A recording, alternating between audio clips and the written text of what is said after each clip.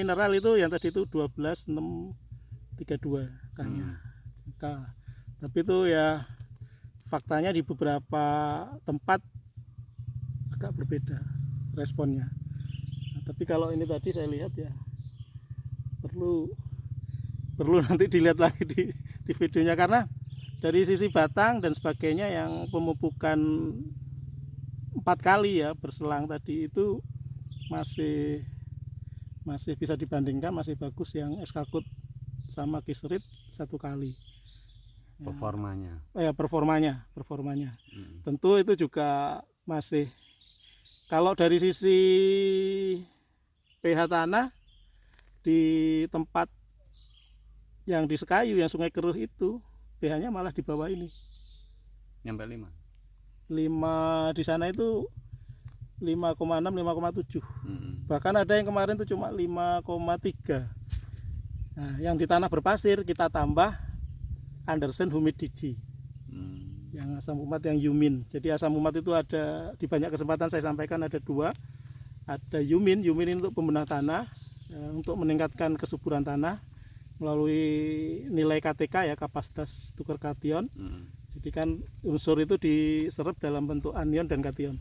Tapi gampangnya kemarin ada istilah baru itu temennya Pak Budiono, Mas Budiono itu gampangnya untuk menambah nafsu makan. Jadi itu menambah nafsu makan tanaman. Jadi ketika jenengan mupuk dicampur sama yang Andersen Humidity, bentuknya hitam ya, granul, itu DG, itu disperse granul. Jadi salah satunya saya rekomendasikan untuk teman-teman yang di lahan lempung berpasir, terutama yang porositasnya tinggi. Nah, salah satu fungsinya dia juga apa ya, bahasa Setia Negara itu water holding capacity. Jadi kalau bahasa di Setia Negara itu namanya water holding capacity. Jadi itu bisa untuk menahan air supaya tidak mudah lolos, dan juga tadi nutrisi-nutrisinya juga itu bisa terserap dan optimal. Nah, kalau yang ini sih karena tadi mobilnya nggak bisa masuk ya, kalau masuk nanti tak tinggal lah di Mas Haris. Ada coba ya bandingin wong itu bikin kecrok gitu, terus pupuk pakai itu, kasih aja 400 gram, nanti coba di keliling nggak? Keliling. Nah, ini pertanyaan baru lagi. Kalau secara teknis ini obrolan ini aja ya. Secara teknis Pak Didi, mupuk yang baik seperti apa ya? Idealnya ya tetap kita ngikuti secara fisiologi tanaman itu, yang ngikuti tajuk. Nah, tajuk kalau di tanaman baru yang memang perakarannya masih di bawah ya tadi itu awal tanam, pupuk itu sebaiknya yang mendekat ke akar. Nah, kalau yang ini ya tadi itu tajuk keliling. Tajuk keliling ikuti ini di daun terluar itu. Nah, ini bisa di sini karena akar-akar yang untuk nyerap itu di titik terluar itu. Mulut akar. Terus berikutnya, wah saya nggak sempat lagi Pak, sawit saya sebidang itu udah 100 hektar seperti kemarin di Sungai Keruh itu kan. Nah kalau gitu ya bikin aja lubang, ya minimal 3 titik lah di pocket ya. Di pocket gitu. Nah yang dalam ya 3 titik, 20 sentian lah. 3 titik simetris gitu aja, bikin simetris. Dan kembali ada juga yang nanyakan, kalau satu lubang gimana Pak Didi? Karepmu dewe satu lubang.